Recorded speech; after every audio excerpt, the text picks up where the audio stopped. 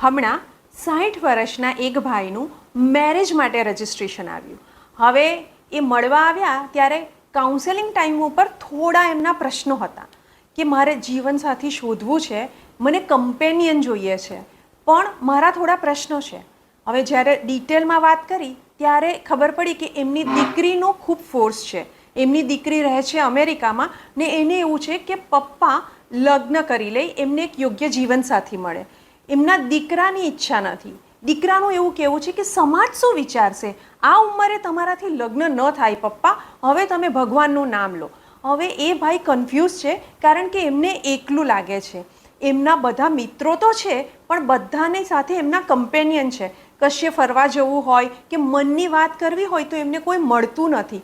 તો આવા વખતે એ મારી સામે એમની વાત મૂકે છે કે બેન, તમને શું લાગે છે મારાથી લગ્ન કરાય 60 વર્ષે? મેં તો જો કે હા પાડી કે કરાય, અને અમે કરાવ્યા પણ છે ઘણા લગ્ન. પણ તમારો શું અભિપ્રાય છે? એમણે 60 વર્ષે લગ્ન કરવા જોઈએ? એમને જીવનસાથી શોધવો જોઈએ? એમને લગ્ન ફક્ત કમ્પેનિયનશિપ માટે કરવા છે?